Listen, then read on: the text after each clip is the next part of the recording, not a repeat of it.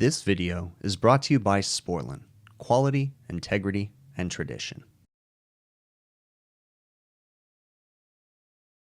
We're doing a rebuild today. I was here last week. I don't know if I got footage of it, but the blower assembly had a cracked motor bracket, but it's pretty beat up. So we went ahead and pulled the blower assembly out, took it to a motor rebuilding shop. They rebuilt it completely with the motor, all the stuff. I'll show you guys in a minute. As soon as it gets here, I have someone bringing it to me. But we're gonna go ahead and replace this and then kind of give this unit an overhaul. This is an old R22 Sunline York package unit. Customer knows it's old, you know, but they want it fixed. Do our best we can. So we're gonna try to polish this turd up and get it operating as best as possible. In the electrical section here, we're looking at this contactor. I just want to make sure. I'm going to pull the cover and I'm going to go ahead and rotate it around because you guys know how that drives me nuts. But I'm going to inspect the contacts on that. The customer just wants a complete overhaul in this unit, so they just want us to kind of look at everything. This is something, I've got power turned off and I verified it's off, but look in here, you can tell that this had burnt before and someone just switched the contacts, which I've done that before, but we'll go ahead and replace this more than likely. Even though this contact is still working, I don't like the fact that that one's burnt and loose. The thing's just dangling in there. So we'll do that, and we're just gonna keep going through the rest of the unit. It's probably hard for you to tell, but that's looks like a brand new contactor. And as best as I can tell, I don't see any pitting on the contacts in there. Again, the camera can't get in there the way that my eyes can, but yeah, that looks good. So we're just gonna rotate this guy back around so that way it's right side up, just to solve my issues. And then I'll go get a contactor. I don't know if I have one of these relays, but I'll probably throw a contactor in here. This is the indoor blower contactor up here, or relay, I guess I should say. Since I had a second person, we just went ahead and pulled the entire top instead of trying to mess with it. The condenser's not that dirty. You can actually see through it, but we're gonna go ahead and give it a super thorough cleaning. Like I said, we're gonna just clean this guy up. The evaporator's kind of bashed up from the indoor blower assembly. I don't know if I can straighten that or not, depending on how messed up. These fins are pretty messed up, so might just have to deal with it, but we're gonna vacuum it out, clean and sanitize the evaporator. I love this little blower. It's good for cleaning out electrical panels.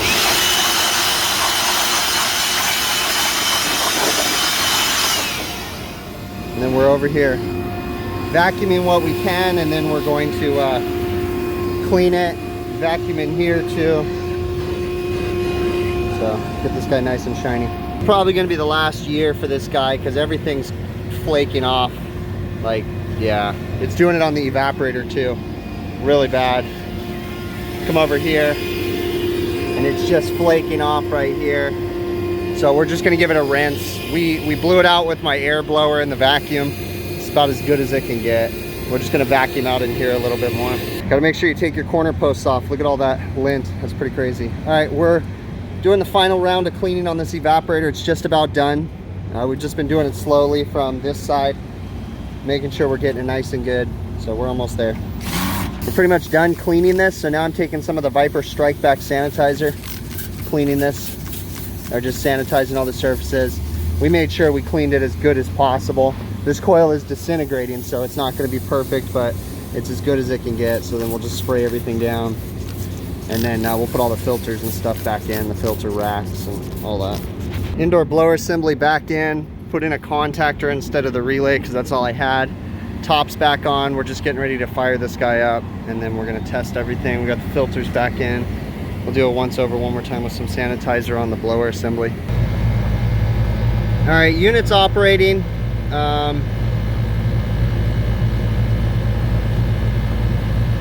It's not looking horrible. Airflow is about right. Temperature split's about right. Delivered capacity is a tad on the low side. We still got probably, I don't know. I don't think the condenser's very wet anymore. The head pressure's a little bit low.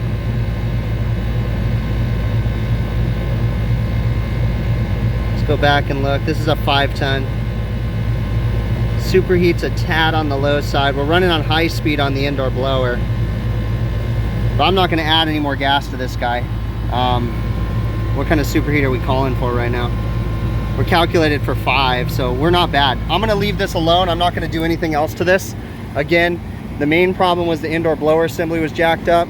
Oh, that's the other thing too. The indoor blower is allowed to run 5.9 amps, I think, and we're running right at 4. So we're good on that. Everything's looking good. Don't see any problems here. Condenser's running. This thing's doing as good as it can. Polishing a turd for real, guys. You know, in between these crazy calls that I show where walk-in freezers had thousands of dollars of repairs and, you know, a compressor goes bad at 2 o'clock in the morning on a Friday night, I'd say for every one of those 2 crazy calls, I get there's probably good 20 to 30 calls in between that are silly, just like this one. I mean, they're I shouldn't say silly, but they're just simple basic calls. The original call was air conditioner not working from the energy management company, and I didn't get footage when I first went out, but what happened was the indoor blower wasn't working, the motor was bad, the wheel was grinding against the side of the housing, and the bracket was broken that holds the motor in. So I ended up pulling the blower assembly out and taking it to a motor rebuilder. I have a shop, and what they will do is they will simply take everything out. They'll put rebuild it all, basically. They paint the blower housing, they put a new motor in it, put a new wheel in it. They ended up welding the motor bracket because they couldn't get this motor bracket anymore. And they usually just, you know, do a really good job, and it's a lot.